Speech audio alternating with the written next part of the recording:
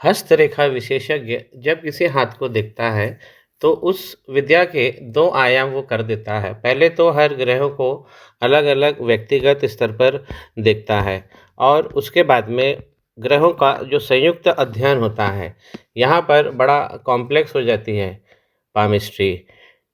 इसी हाथ में हम इस बात को जो मैंने प्रारंभ में कही है, उदाहरण के लिए जैसे बुध का पर्वत जब अच्छा होगा और शुक्र का पर्वत जब अच्छा होगा, तो बीच में लाइन बनेगी ही बनेगी, बिज़नेस लाइन। इसी को तो लक्ष्मी नारायण योग कहते हैं। उसी प्रकार जैसे अगर गुरु के पर्वत दबेगा और सूर्य पर्वत पे भी अगर नकारात्मक चिन्ह उभरते हैं, दब जाता है, तो शनि हम पहले ही मान लेंगे कि खराब हो चुके हैं। तो ये संयुक्त अध्ययन होता है। अब इस हाथ में जो सूर्य है और जो चंद्रमा है सबसे ज़्यादा प्रभावित हो गए हैं, क्योंकि इसमें क्रॉस बन गए हैं। ये है सूर्य का पर्वत। अगर इस प्रकार क्रॉस बनते हैं तो सूर्य के पर्वत पर एक क्रॉस भी अगर बनता है तो करियर को भी डिस्टेबलाइज कर देता है 20 साल तक। और चंद्रमा इस प्रकार के अगर क्रॉस बन रहे हैं तो ये चीज़ें खतरनाक होती हैं। ये लाइनों को यहाँ पर कटना नहीं चाहिए। चंद्रमा को देखिए नीचे से इस प्रकार का दाग, यहाँ पे मणिबंध भी खराब। पहला मणिबंध आधा चलता है, आधा लाइफ अच्छी है और फिर गड़बड़ हो जाती है। यहीं पे हमें नज़र आता है कि केतु भी खराब। अब हमें तुरंत देख लेना चाहिए कि क्या राहु दब गए हैं। यहाँ पे क्षेत्र में लाइनें तो बनी है राहु की, तो राहु और केतु दोनों खराब।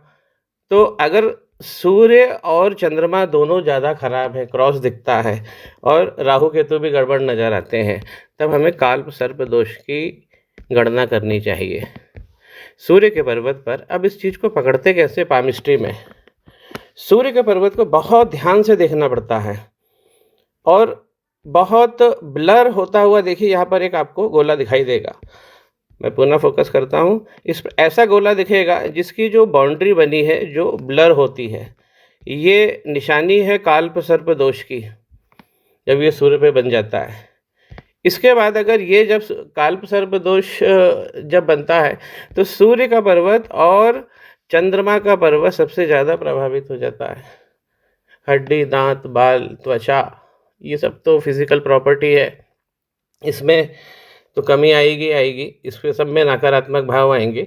अब सूर्य और चंद्रमा अगर खराब हो गए तो व्यक्ति का स्वास्थ्य है, उसका पाचन है, ये सब भी प्रभावित हो जाएगा। और मैं अगर फ्रैंकली बोलूँ आपसे तो मर्दाना ताकत हम जो कहते हैं, क्योंकि चंद्रमा हमारे हार्मोन सिस्टम को कैरी करते हैं, उस पर राज करते हैं। अगर चंद्रमा गड़बड़ होंगे तो हार्मोनल सिस्टम गड़बड़ हो जाएगा। यहाँ पर मर्दाना ताकत, वो कमजोरी जो आप लोग इतने सारे विज्ञापन देखते हैं अलग अलग मीडिया स्रोतों पर, ये सब चालू हो जाता है। अब अगर जहाँ तक ये सोचता है कि कल अच्छा हो जाएगा, वो प्लान बनाता है, काम करता है, तो वो काम नहीं हो रहा है इन जातक का।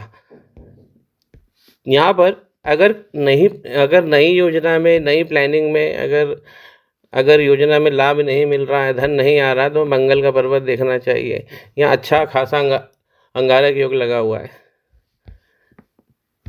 शनि का पर्वत इनको धन दे रहा है, बराबर दे रहा है, लेकिन ये भी अब वक्री होने जा रहा है। हालांकि नॉर्मल हाथों में क्या होता है कि पहले शनि वक्री होते हैं, फिर राहु और केतु भगवान की प्रॉब्लम चालू होती है। लेकिन जब काल्प सर्प दोष लगा रहता है तो शनि भगवान की गणना फिर अलग हम करते हैं, क्योंकि उसमें राहु और केतु तो पहले ही खराब हो जाते हैं। और यहाँ देखिए कि जब सूर्य खराब हो जाएंगे और चंद्रमा खराब हो जाएंगे तो फिर माँ बाप पर भी असर आएगा, उनके भाव में, प्रभाव में, वो सब में कमी मिलेगी। तो इनका मणिबंध आधे मिड लाइफ के बाद जाकर गड़बड़ हो रहा है। दूसरा, करियर और धन का इसमें भी इम्प्रूवमेंट करना है। देखिए मैरिज का भाव ख़त्म हो गया है, क्योंकि काल्प सर्प दोष बहुत सारी चीज़ें करता है। एक तो मैरिज डिले करता है, उसमें भाव में नकारात्मक करता है, 2 कराएगा, 3 कराएगा, कभी स्टेबिलिटी नहीं रहेगा। तो सबसे पहले इनको क्या करना चाहिए, काल्प सर्प दोष का निवारण कराना चाहिए और इसकी शुरुआत मंगल भगवान से करना चाहिए। अंगारक दोष इनको लगा हुआ है। काल्प सर्प दोष की जब भी पूजन होता है तो उसमें सबसे पहले राहु शनि भगवान और उसमें माफ़ कीजिए राहु केतु भगवान का जप होता है, इसमें शनि भगवान का नाम लेके पूजा आरंभ की जाती है। मेरी कामना है इनको जल्दी से रेमेडी भी मिले और जो प्रभाव ये चाहते हैं वो भी इनके हस्तगत हो जाए। श्री गणेश करे पाम को सभी। आपके हाथ में मैंने कालसर्प की रचना तो देखी है और इसलिए लाज़मी भी था कि कुंडली भी देख ली जाए। तो जी हाँ, ये जो चौथे भाव में और 10वें भाव में इस प्रकार राहु केतु बैठे हुए हैं और इसमें इसी को हम कालसर्प दोष बोलते हैं। इसमें आंशिक कालसर्प दोष कहा जाता है क्योंकि दोनों के मध्य सारे आने चाहिए तो पूर्ण कालसर्प दोष बनता है। लेकिन यहाँ पर जो कालसर्प दोष है आंशिक है, लेकिन इसमें ये गृहस्थी का सुख भी है। यहाँ पे जुपिटर और केतु साथ में बैठे हैं, राहु दृष्टि दे रहे हैं, तो ये गुरु चांडाल योग बना रहे हैं। तो चौथा भाव इसलिए वीक है और कालसर्प की रचना जब हो जाती है तो सबसे पहले हमें कालसर्प दोष का निवारण करना चाहिए, उसके बाद हमें दूसरे अन्य भाव पर विचार करना चाहिए। सूर्य और चंद्रमा जिस प्रकार मैंने बताया सबसे ज़्यादा प्रभावित होते हैं। तो यहाँ पर सूर्य की क्या कंडीशन है, पहले भाव में बैठे हैं और लग्नेश हैं, स्वयं अपने भाव में बैठे हैं। ऐसा व्यक्ति को अपने ऊपर नाज होता है जो कि है आपके ऊपर, आपकी पर्सनालिटी में। तो सूर्य यहाँ पर अच्छा भाव दे रहे हैं, लेकिन कालसर्प होने से ये पीड़ित माने जाएंगे। चंद्रमा कैसे बैठे हैं भाई, धन के भाव में बैठे हैं और कन्या राशि में बैठे हुए हैं। तो चंद्रमा यहाँ पर कन्या राशि में भाव अच्छा देते हैं तो जातक को सुंदर भी बनाते हैं। बुद्धिमानी के देवता भी यहीं बैठे हुए हैं और वक्री जरूर होकर बैठे हैं और इनका 4 डिग्री है, इनका भाव कम है, अपने ही घर में बैठे हैं तो बुद्धि से धन भी मिल जाएगा। शनि यहाँ पर देखिए उच्च के पराक्रम में बैठे हुए, तो कितना अच्छे भाव लेकर ये सारी चीज़ें बैठे। मंगल हालांकि नीच के बैठे हैं, तो मंगल का भाव पहले है सबसे पहले, क्योंकि सारे चीज़ मंगल पे ही आधारित होते हैं। जीवन का मुहूर्त हो, किसी काम का मुहूर्त हो, किसी व्यवसाय का मुहूर्त हो, सब काम मंगल। मंगल 12वें घर में बैठे हैं तो मंगल दोष तो बना ही रहे हैं और साथ में चौथे भाव में बैठे हुए हैं। यहाँ देखिए हमें हस्तरेखा से ज़्यादा यहाँ जानकारी मिल जाती है। तो मंगल यहाँ पे नीचे, वहाँ पे आइलैंड बने हुए हैं हाथ में, तो मंगल चौथे भाव में बैठे हुए हैं। तो मंगल यहाँ पे नीच के हैं तो 12वां भाव आपको बिगाड़ा है, मृत्यु तुल्य कष्ट भी आपको दे सकते हैं। हाँ, मंगल 12वें भाव में बैठते हैं, एक चीज़ होता है कि व्यक्ति के अंतिम जीवन में लेन देन सब कंप्लीट हो जाता है, किसी का कुछ छोड़ के नहीं जाते हैं, सबको आबाद करके जाते हैं। अब लाभ के घर में ये अंगारक लगा हुआ है, लाभ के इसको पाप करतरी लगा हुआ है, एक अंगारक का फॉर्म बना हुआ है, तो राहु मंगल का फिर भगवान का कनेक्शन हो रहा है, ये आपके लाभ का भाव है। इसके देवता बुध जाकर कहाँ बैठे हैं, कितनी अच्छी जगह बैठे हैं, धन, तो लाभेश जाकर बैठे हैं धन के घर में, ये कितना अच्छा भाव है। तो ये सारी चीज़ें जो भाव है जीवन की, ये सब लेकर बैठे हैं। शनि भगवान साथ में बैठे हुए हैं कि कितने अच्छे भाव बैठे। सूर्य अपने ही पास में बैठे हुए हैं, अपने ही राशि में बैठे हुए हैं, लग्नपति खुद भी है, तो कितने अच्छे भाव हैं। लेकिन कालसर्प होने से ये गड़बड़ हो जाता है। केतु जब चौथे भाव में बैठते हैं, ऐसे जातक को अपना बुढ़ापा केतु भगवान की शरण में ग्रहण कर लो, ये जीवन को बचा देते हैं केतु भगवान। नहीं तो चौथे भाव के केतु को मैनेज करना पड़ता है, फिर जीवन में मृत्यु के लिए भी इंतजार करवा देते हैं, ये इस तरह फंसा लेते हैं। तो केतु भगवान जादूगरी भी सिखाते हैं चौथे भाव में, तो ऐसे व्यक्ति को कुलदीपक भी बना देते हैं।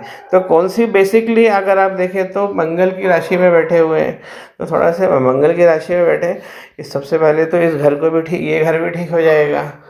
तो मंगल का एक काम करिए और अपने कालसर्प दोष की जो रचना हुई है उसे हटाइए। और यहाँ आप देखेंगे सूर्य जो है, जो अपनी ही 7वीं तुला राशि में जाकर एकदम ख़त्म से हो गए हैं, मेरा मतलब है डेबिलिटेट हो गए हैं सूर्य तुला राशि में।